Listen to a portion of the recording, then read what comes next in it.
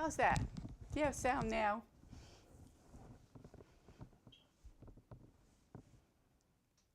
Okay.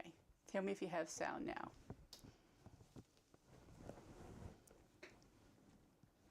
Okay. No sound. Okay. Do you have sound now? Okay. Yay. Good, good, good. It's coming around here. It's coming around. It was, yeah. Okay. I will quit talking about that and we're just going to get going. Okay. So, we're going to improvise a little bit here today. We're going to get some of my cameras just quit working. Okay. So, all right. Well, hey everyone. We're going to start from the beginning. Hello everyone and welcome to this episode of Live with Sandra V. Now, today obviously we are going to be talking about chenille and how to embellish with it. And I know whenever we all talk about or you hear the word chenille, then you automatically think of what? Your grandmother's bedspread, right? But I have discovered that if you take the chenille and you add it to a project that you're working on, not only does it add a pop of color, but it also adds some texture, and it doesn't necessarily have to look like your grandmother's bedspread.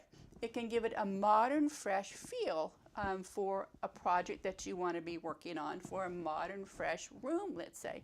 And so my example here happens to be this shade that I did for a seminar. Let me see if I can switch my camera to get to the right. Okay, I'm telling you, folks, hang on a second. But it, it gave it really, I think, a modern, fresh feel, don't you? Hang on a second. I need a sidekick here with me. Okay. All right, so let's see if this will do it for me. Okay, wrong. All right, anyway. No. Sorry. We are just having way too many problems here, so I'm not going to be able to switch everything like I want to today. So, but anyway, it gave it a nice, fresh look, don't you think? Well, that's what I want to talk about today. I want to talk about whether you want to use it for something that I bear with me, I will get here. But like I said, you might want it for a fresh new pop color for a project. But then again, you may be somebody who wants to take the chenille and recreate it because you like that vintage charm, right? Well, what I'm going to do today is go through some examples for you. We're going to talk about the product and I'm going to tell you how you can apply it to fabric to make your own designs. But before we get going, I just would like for all of you to say hello to one another in the comments, and if you have a question, I will get to Q&A later, and I will come back and answer your questions, okay? Now, again, my name is Sandra Van Sickle. I have decades of experience in this industry. I am now rewired, not retired, and I enjoy educating and promoting and inspiring all you and promoting vendors within our industry. Today's session is going to last about an hour. I am going to pick it up so I can make up for a little bit of lost time here. And again, say hello to one another. And because of some of the technical difficulties I've had today, I can see your comments, but they're not where they're supposed to be, so I can answer them. So please just bear with me. All right? Okay. So like I said, about a year and a half to 2 years ago, I began incorporating chenille into projects because, again, like I said, I want to maybe just give it a little bit more pop of color. And I'm going to go back to the shade for a moment, and I felt like, if I took this fabric right here, and this is a Premier print fabric, and you can see that I loved it. But I thought, you know, let me add just a little bit more punch to it.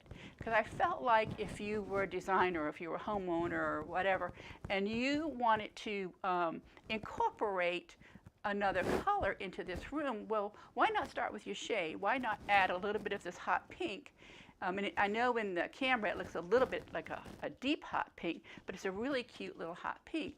And it just, you know, would just liven this up for, let's say, a teen's room. And you can start to incorporate maybe the pinks into the room with the accessories. And even this print here, I think even if you added a green in here, or even a blue, that it would work well into, say, a teen boy's room, all right? So that was some of my inspiration, and you can see how it transformed this fabric into there. Now, you know, like I said, that you might want to consider using the Chenille-it, which I'm going to talk about in a little bit. But another reason why I started to dive into chenille is because I have so many scraps of linen fabric laying around from the years of making linen panels, right? Now, how many of you have that? You know, and it's like, Sandra, just get rid of it. But people call me a hoarder. I don't know about that. I don't like that word hoarder. I like to say that I am a collector of fine fabrics. Okay, but anyway, I wanted to find a way to use them, and I found that if I took the strips and put them on the cut them on the bias, that I could make my own chenille and strips, and then use up my scraps. Okay, so I'm going to talk about both of the products in just a moment. I'm going to move this out of my way. Like I said, I was running around. Both of my main cameras weren't working. That's what happened today. I was practicing and got it all set up today, and then I turned them off to let them cool down and put them back up, and they went, there was an update somewhere and it messed things up. So, okay, that's that. So now I'm getting everything regrouped. All right, so what I want to talk about first is the supplies that you're going to need. And I'm going to see if I can do this without messing things up. Hold on. Yes, it's going to work. And the supplies that you're going to need are, I'm going to turn this over for a moment because it's going to, you can use your own scraps of linen, and you're going to cut those on the bias. And the two size strips that are most commonly used are a 5/8 inch and a 3/8 inch strip, okay? All right. Now, you could also use this product called Chenille-it. And I don't know how many of you have heard of it, but it is absolutely fantastic. It's sold in sizes of 3/8 and 5/8 inch, okay? And there's an array of colors out there to choose from. Now, I really love this product, and I love using it because it has a range of colors. With my own scraps here, you know, I really, like, I happen to have this little pink on hand, and I have a ton of cream and grays, but I didn't have all these colors here. So you might want to say, well, Sandra, why would you choose this over this? Well, number one, array of colors. Number two, it's already pre-cut. You don't have to spend time cutting this fabric unless you really want to use it up. I understand that. However, if you want an array of colors, why would you go out and just buy, you know, 10 pieces of linen, like 1.5 yards, and start cutting them? A lot of wear and tear on your hand. You're probably going to have wasted fabric laying around because of what's, you know, going to be left over unless you cut up the whole 1.5 yards. All right, so think about that. Okay, so back to the supplies. Your strips of chenille, your grid, you're going to need your mat to cut your strips, and you should also have on hand a little metal brush. Now I have this one already in my workroom, so I used this to begin with, and then I found out that the lady Nanette Holberg, she is the one who sells this product. She has available for you this little Chenille-it brush. Okay, so I ordered one. Of course, you're going to need a fabric marker, of course, a pair of scissors, as well as a machine to stitch this down with. Okay, let me get that out of my way.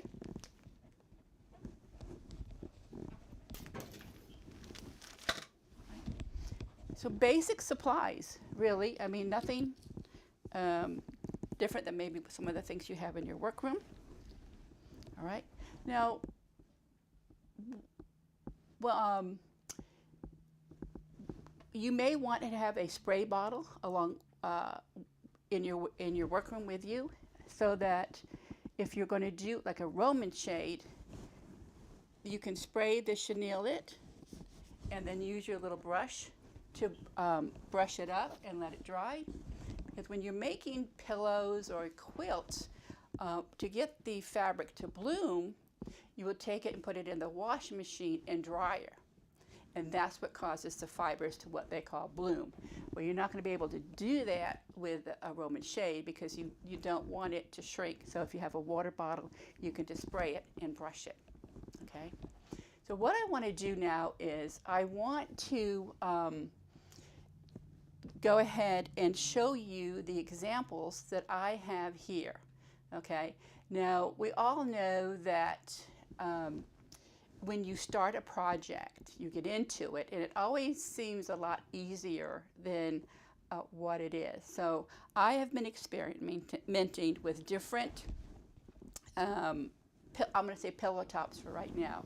And as I go through each one, I'm going to show you some of the techniques that I used, and I'm going to go cover what I learned, what I liked, and what I didn't like. So hopefully you can learn from what I have already done, and it might help you as you begin your projects, okay? So I am going to, and I'll tell you what size I use on each one too, okay? All right. So, like I said, this is I'm going to put this over to the side. I'll come back to this.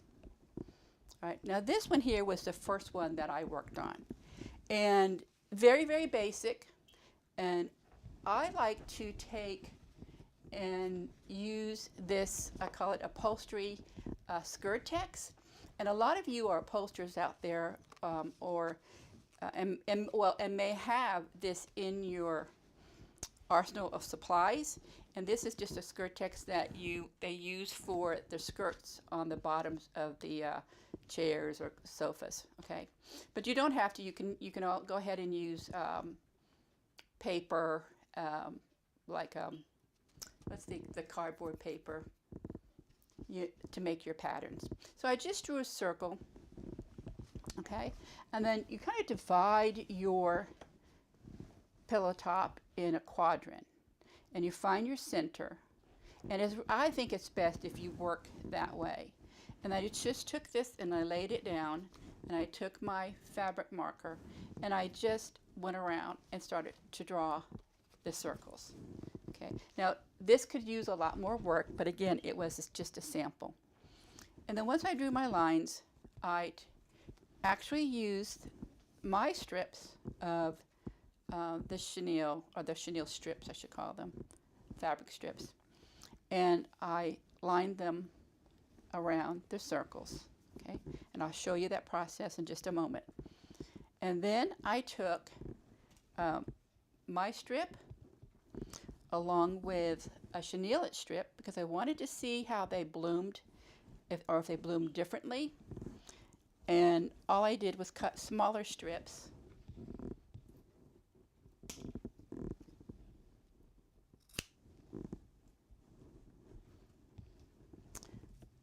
and I had a gray one in here too, and that was a Chenille-it. And you just kind of crisscross them. I just kind of crisscrossed them, and I added the other one over the top. And then I just stitched them down. And then I took it home and threw it in the washing machine and then put it in the dryer. And then when you take it out, you will see it does what they call bloom and popped up the fibers. Now, I like the way my strip did bloom. I thought it looked great. And I like the way that the Chenille-it blooms as well. Okay? All right.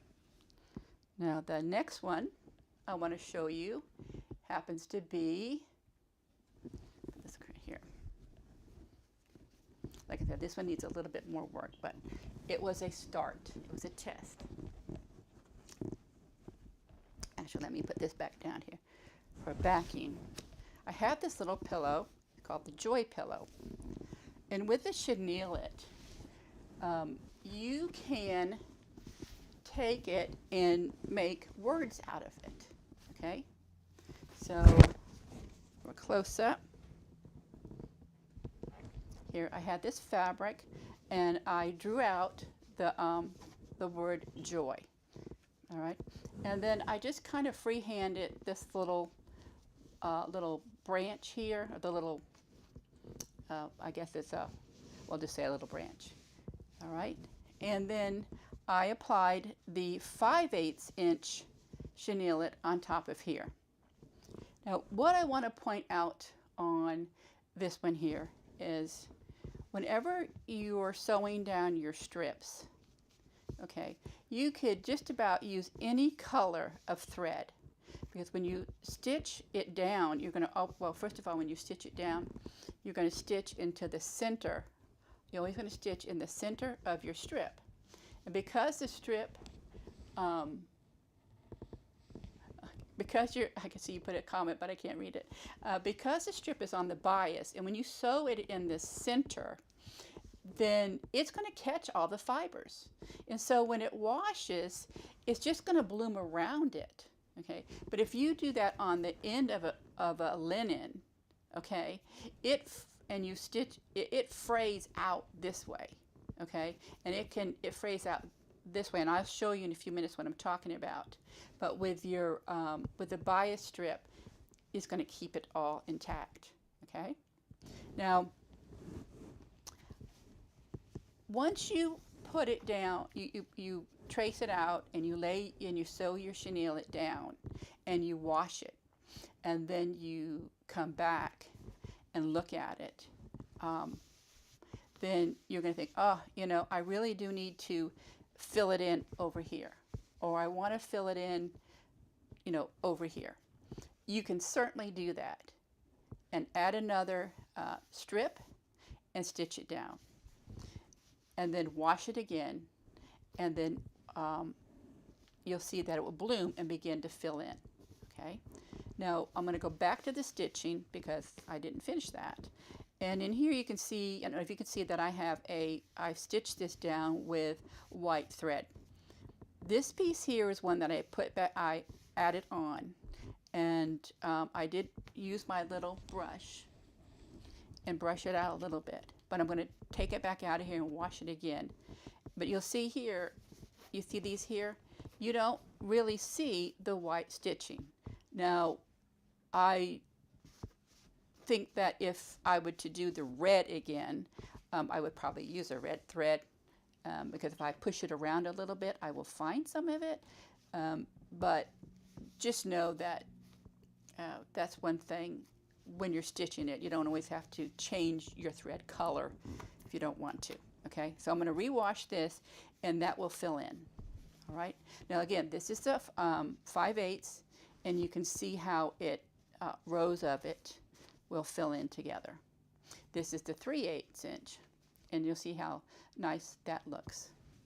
I am kind of partial to the 3/8 inch. I thought when I first started this that I wanted everything nice and fluffy, and so I'm sticking with that 5/8 inch because that's going to give me that nice fill.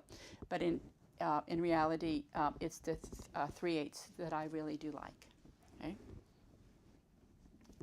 All right. Next, I want to talk to you about this pillow here. Now this is my favorite. This is the Dream Pillow. Okay, and I had a lot of fun with this. Okay, and this is applying the Chenille-it around applique. Okay. Now this has a lot of different techniques in it. I'm sorry that it seems kind of, the white balance is out a little bit. Okay, so the first technique I want to talk about on here is the laying down of the applique. Now you want to make sure that if you're going to applique, that you need to use the fusible, iron-on fusible, to adhere your letters to your base cloth. All right, and you might want to even take it and stitch, do a small stitch along the edge, because you do not want to have this come up from around your Chenille-it. Okay, so if you don't adhere it properly when you wash it, and if you haven't caught it in the stitching when you've done your Chenille-it, then this itself could start to fray. Not bloom, but fray, and it could come loose. Okay, so what I did was I cut out my letters and I planned them out on my base cloth. And I adhered them to the base cloth, and then I applied the Chenille-it around. This is all 3/8 inch chenille, and I put the double rolls around. Now if you want your letters to be larger and fatter, then you can obviously make them that way.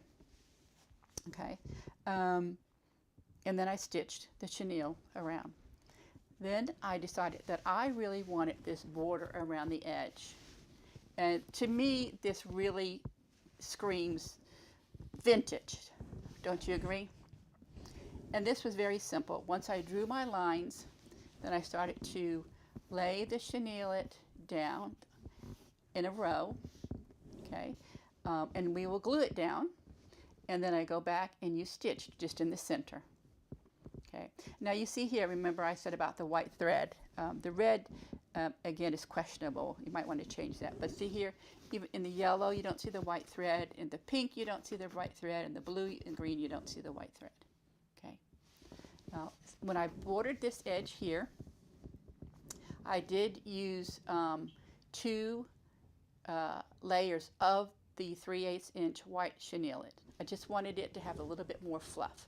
And so feel free to do that too, that you can double up on that. All right? Okay. All right, now this little pillow here, let me just show you the back, because I had it pom-poms, and this is just a, a flap over back. All right? Okay. I love this one. Okay. All right, so the next one that I want to show you is the pillow top that I have been showing you. There. I can create a mess in here real quick like. Okay, this one here. And like I said, this one here really does say vintage to me as well. Okay. And again, what I did was I took and made, drew out the 4 quadrants. And I used the skirt text again, and I put it in the quadrant, and I laid it out, and I drew around, and then I cut a heart shape, and I laid this down in here and pointed it here and traced it, pointed it here and traced it, and I went around like that. Okay, and then of course for the same skirt text piece, I turned it at an angle and did that. So you can make your own design, or you can even go and look online. If you're a quilter, you do quilting, they have some really nice stencils, and you can use those. Now, I'm holding this heart up here. Okay, this is what I learned about this one. And you see how much larger my heart is than what you're seeing here. Here's one of the things that I learned, is that when you wash it, that your outer, your base cloth is going to probably shrink too. If it's linen, it did, obviously. So if you are making if this is going to be a pillow top, and you're going to have a back to it, or you have this for a certain size, you might want to cut you a little sample piece, measure it, wash it, and check how much it's going to shrink. Because if I was planning for this to be a 20 by 20 pillow, and I cut it 21 by 21, and now I have my inner, and this is much smaller. Okay, so plan for shrinkage, test it to make sure. Okay, or even if it doesn't have to be just a pillow top, it could definitely be for quilt squares or whatever. All right. But I will say, the woman who developed this chenille, her name is Nanette Holberg, and you have got to go watch her. Down here in the description, I put in a link to one of her videos out there. She is fantastic, and you're going to be so inspired by what you've seen that she has done, because you can even take the Chenille-it and you can stitch it onto some inner lining or some fusible like inner lining, and once she has stitched it down, then and you wash it. No, I'm sorry, I'm saying fusible, but saw the one that will dissolve. Once you lay the chenille down, and you have and then you stitch it, okay, she will take a pattern and lay a pattern down on top and cut it out, and then she'll put it together to make it a little jacket, and then she'll wash it. And what happens is the backing dissolves, and the Chenille-it is stitched, so it all stays together. So she has these little jackets that they almost look like they're crocheted or knit. You have got to watch it, and she'll talk a lot about. She does a lot of quilts with it. And it's just fantastic. So like I said, I put a link to one of her videos down below. It's just incredible. Okay. So anyway, I just got off on that little track because I wanted to remember to tell you about her. Now, another thing about this pillow top here too is make sure that you serge the outer edge of your base cloth, okay? Because if you don't, then like I said before, it starts to fray out, okay? So make sure you serge it, right? Okay. Right.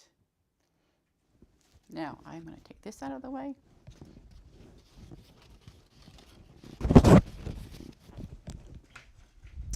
And I'm going to do this. Now this piece here, I was really thinking that I really wanted something that had a little bit more of a vintage look to it. Okay, so I'm going to hold this up.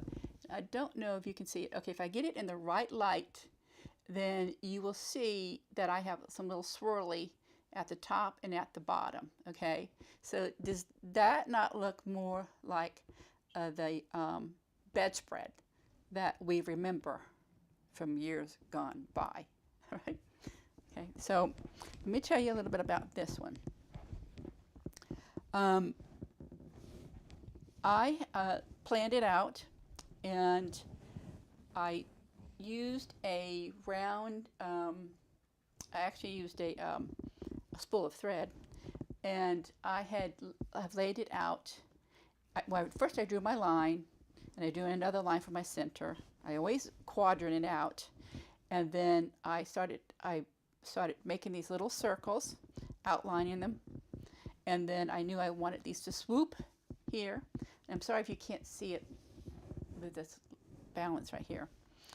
And this is one layer of the white 3/8 inch Chenille-it, okay, and it's on top and bottom. And then I just planned this out, okay. Then I took it home and washed it and came back. Now again, I used my chenille in here, my little pink strip was in the inside because I didn't have on hand a lighter color of her pink. She does have it, but I didn't have it here, so I used mine. And you can see that it blooms nicely. Then I used her hot pink. And adding all this in here, there was just layers upon layers upon layers. And it or I should say side by side layers of the Chenille-it. And so once I washed it, I said, okay, I can see where it's bloomed here, so I need to come back into here, and I think I'm going to add the light pink. And I've decided that I wanted it a little bit more rounder, and so I'm going to probably come in here, and I will go ahead and add a little bit more of the light pink in here. Okay, so you can see how you can still build upon it if you want to. I think if I ever do it again, that I would make this smaller, or maybe add 3 little rosettes in there. This is actually 2 rows side by side of the 3/8 inch here, 3/8 inch around the outer edge, and then on the inside I actually used the 5/8 inch, okay.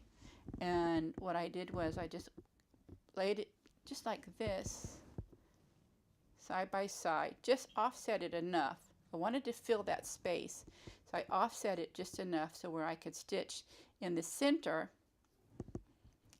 I could stitch in the center so far and then stop, lap this over, and then stitched in the center here, okay. And so that just created this nice little fill for this the space in the inside, okay. Now remember, I just said a few moments ago to make sure that you serge your outer edge, because if you don't, and you're working with linen as your base, what's going to happen is that it's going to fray out, okay. And that's exactly what mine did. It frayed out. So I wanted to show you what it does. Now I have gone back, and I do have a stitch line here. I do have a stitch line here, so it won't fray out anymore. But if you see what I'm talking about, if I reach down in here, and I can pull that thread out, okay, that horizontal thread is coming out. All right. Now, if that's the look you want, if this is something you might want it the bottom to fray, you know, or this here, you know, you can take it and now you can incorporate this into another piece of fabric to make it a panel if you want to. All right, or add a border to it, I should say. Okay, so very important to serge your outer edge. Okay, all right. Okay, now I decided that even though I love the chenille vintage look, I wanted something modern. And I had this piece of fabric here, and if you all know me, you know I love going to the Bahamas, and I love some of their prints.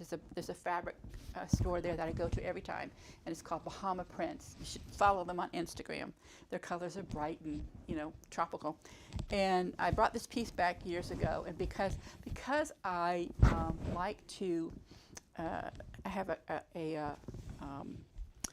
a bunch of fabric that I keep because it's nice, and every time we buy it we think, oh, I'm going to make something out of that, and then we never do because we don't want to cut it. Well, I decided to cut it, get over it and cut it.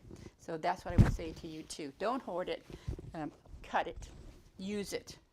Okay, I read something the other day, and it was about how we keep all these things for because we might use them later, or we just love them and all that. And this person was saying, you know what, I've decided that I want to use what I have and enjoy it while I'm alive. And if I choose to give it away, I'm going to look at things and I'm going to choose to give them away to somebody that I know that will enjoy them, and I want to see them enjoy them while I'm alive. So maybe that's all of us who have these collections can start doing, is to start using them and enjoying them. All right? Remind me of that. Remind me I said that next time I decide to keep something and not use it. All right. Anyway, I decided that I wanted more of a modern look. Okay. And again, like how you can take a fabric like this and use it, keep it as a modern, let's say, look.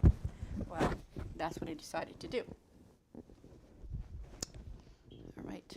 And I took the fabric and I laid it onto my base cloth, and I stitched it down on the edge. And then there just happened to be a color of Chenille-it that matched the leaves in my fabric. And so I just randomly followed, well, I didn't I randomly placed it throughout, but I did overlay it onto the different leaves. Okay, so, and you don't even have to use another fabric to follow the design with. You can definitely just take and make your own again and make it really modern. You could do like V's if you want to. You could take this like I did,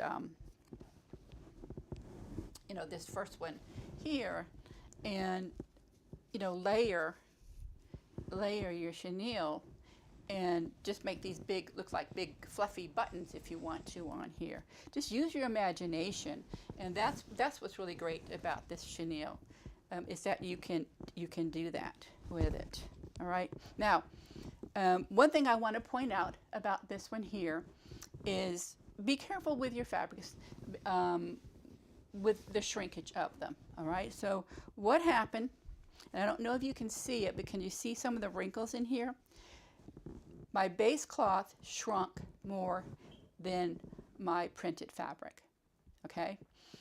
So again, if you're going to overlay something that's going to be large like this, you might want to take a piece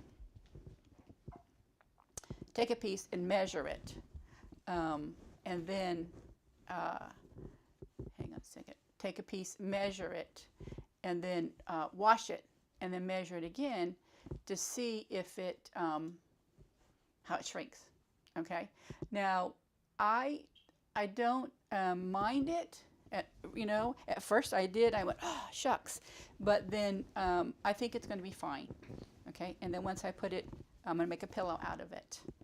All right. And I think it's going to be fine once it's full. All right. Okay, so what's your favorite one so far? Do you all like the traditional vintage, or you like a mixture of them? And I will come back and look later. Okay, next I want to talk a little bit more about the chenille and what else you could do with it. And if you have a strip of fabric, I want you to look at this. I'm going to hold this up. And if I had more layers onto this and offset them like a brick, they would probably look like it was woven. Like you had the strips that were weaving in and out. And what you do is you actually will have a long strip. And I did this on velvet actually. I wanted to see how it acted on velvet. So I have this velvet strip, and I took 1, 2, 3, 4, 5 and made 5 rows of the chenille. Okay, so let me just turn this over like that. And so I took one strip, pretend like I didn't have it stitched together, and I just laid them, made 5 rows. 1, 2, 3, 4, 5, and I laid them down and I stitched them. And I cut them. So if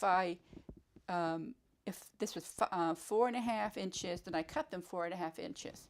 And then I laid this down, and it's going vertical. I took the next one and laid it this way, stitched it together, horizontal, vertical, horizontal, vertical, horizontal.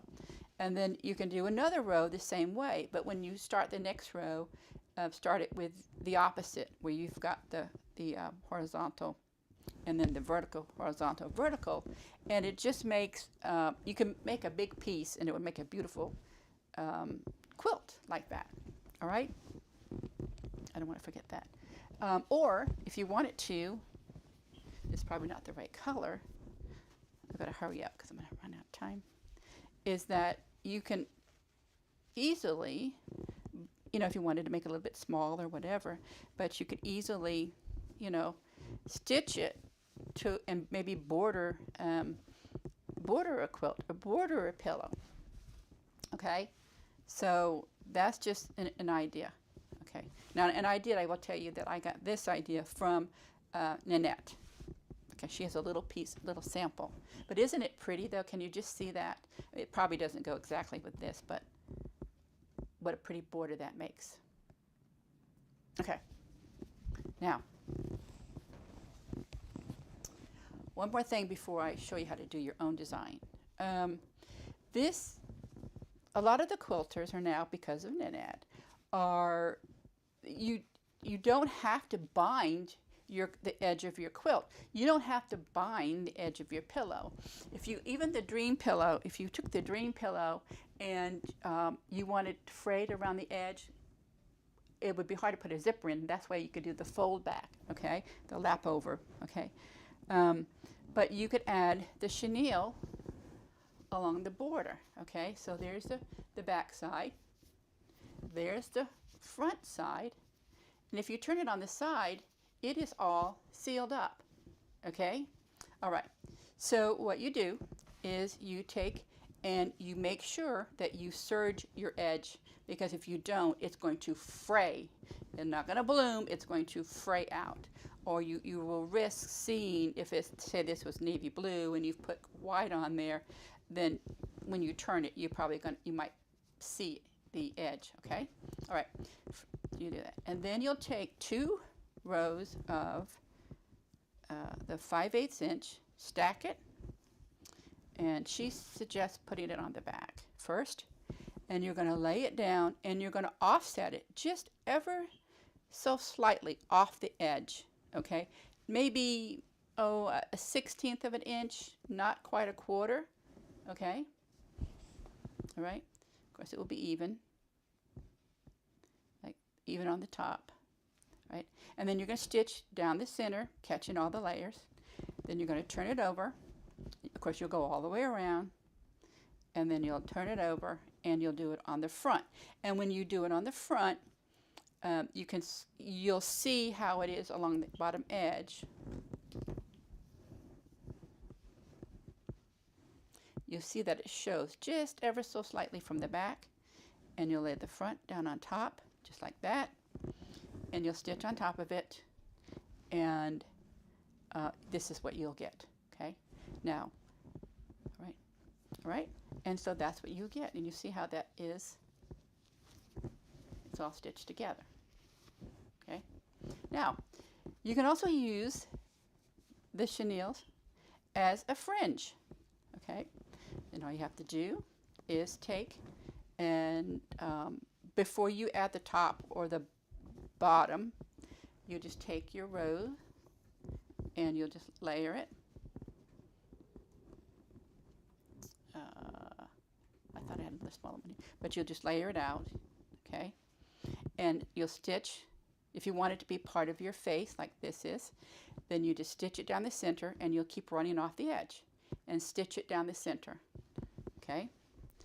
And you continue that way, right?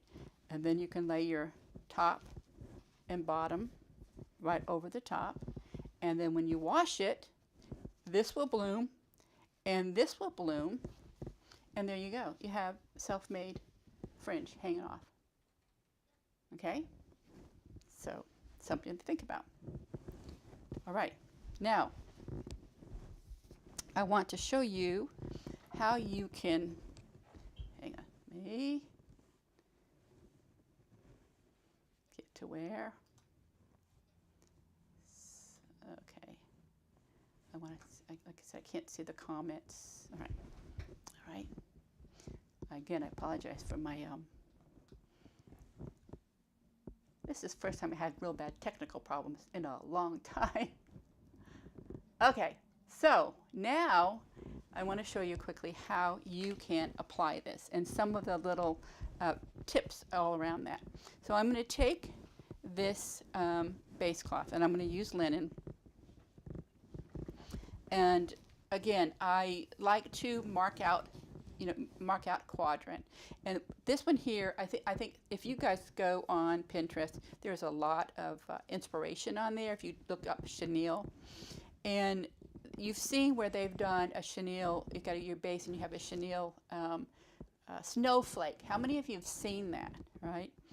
Well, what you do is, it's so simple. And you'll take and I've pressed it. You can press this. So I have, I've pressed it this way. I've pressed it going this way. And then I've gone across here and pressed it. Okay. And then I've brought this up this way. And I have pressed it. Okay. All right. And then I have cut my strips. I've decided how long I want my strips to be. And you can use your mat if you want to and your rotary cutter, and you just lay this out. All right, and I've cut all my strips the same. All right, so now I'm just going to take my glue. My water soluble glue happens to be purple, but you don't have to get the purple one, and just don't even worry about it because it washes out. Believe you me, I know. I was afraid, oh my gosh, this purple's never going to come out, but it does. And you get a smaller one. This one here, I couldn't find it, and this is the only size they had, so I grabbed it. And it works, and it washes out. That's the best of all. Okay, so I'm going to fold this in half, and I'm going to lay this here. Okay, and because I want it in the center. And then, now, just like this. Okay. All right, I'm going to continue to do that. I'm going to do this one here.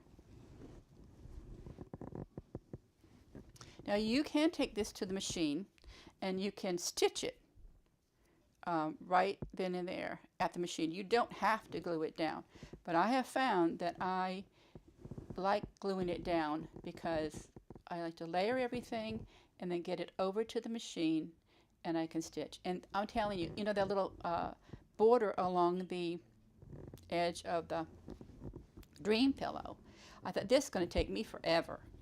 And when I do things, I want it to go quick, but it was quick. The stitching does go quickly. Okay, so I'm going to say this again. You're going to always stitch down the center, and let me go this way here, and then I can't glue and talk at the same time, I don't think. Okay. All right. Then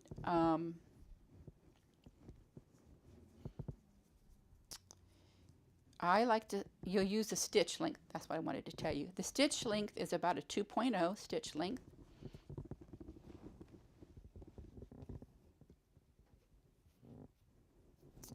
And I like to give it a little extra tack at the two ends. Okay, get this. Okay, now I've cut smaller pieces. And what I didn't do, because this is what I was doing when I realized I was having some technical difficulties, I measured. Okay, looks easy, does it? Whoop, sorry. Okay, there you go, sorry. And if you want to make sure that it's even, I'm going to do like 2.5 here, and then maybe 4. Okay, and so you're going to measure the 2.5 and the 4, and you're going to go all the way around, and you're going to do that. Okay, so I hit the wrong button. So you're going to go. Let me show you. You're going to go 2. I went 2.5, and then I went on the floor, and I just, with my friction pen, but again, this is going to bloom. Okay, so I made sure all my strips were cut the same size. I'm going to fold them in half, all right, and then I'm going to offset them, and I'm going to put my glue. You see how the purple's already gone away.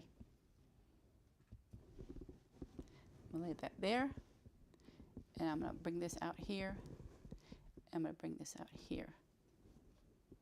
Okay. And your fingers will be pretty sticky. And then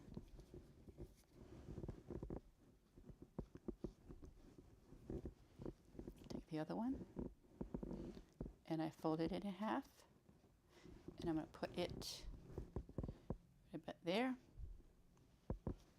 and I'm going to bring it out just like this, okay? And then I'm going to do that I will do that all the way around. Take it to the machine, stitch it. Then I'll take it home and wash it and put it into the dryer, and it will bloom. Now I think that really, I'm using the 3/8 inch on here, and I will see what it looks like. But if you really want it fluffy, yes, you can layer it, add extra layers on top. If you want them a little bit thick, like we did on the Joy, and what else, you can lay some side by side if you want it to be thicker. And other thing I want to tell you too is that if you decide that you're going to use this and you are going to be going around an edge, and you're like, oh, it just isn't, or there's a corner, then all you have to do is you just take it and you'll fold it back on itself. Okay, so you'll stitch down and get the center, and then you can continue stitching down. All right, and that's basically what you'll do here. You'll come here, and then you get to the center, and then you'll stitch back this way. Okay, now if you look at some of the Chenille-it, you'll see that it's been, I don't know if you can see it, that it's been pieced. There is no right or wrong side of the Chenille-it, okay?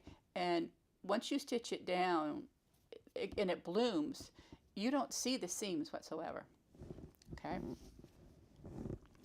So that is what I have for all of you today. And let me see if we have any questions that I could answer. I probably should have, see if I can get this, pull this up a little bit bigger. My questions, sorry, okay. Hold on one second. Let me see if I can get this where I can read. All right. Let me see. Hi, everyone. And let me go through the questions and see. Nancy, excited to hear about this. Yep, the stripes are cute. Okay. Any questions? Thank you, everybody, for being here with me. And you know, I was running a little bit late, and I did want to. Okay, good question.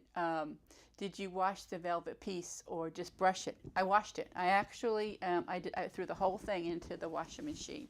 And but again, you know, you've heard me before. I always tell everyone, if in doubt, go ahead and take a piece of your fabric and serge the edge and throw it into the washer. Measure it, throw it into the washer and dryer.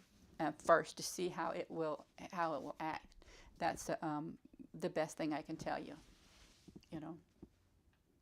Any other questions that you all have?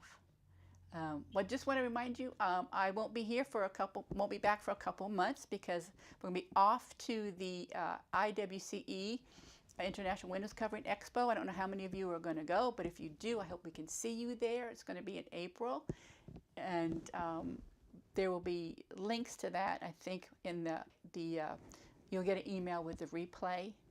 But I hope that this has inspired all of you to go out there and make some really neat things. And whenever you do, please go to my Live with Sandra V Facebook page or follow me on Instagram, whatever. But if you go to my Facebook page, then you can post, I think you can post it on there unless Facebook has changed things.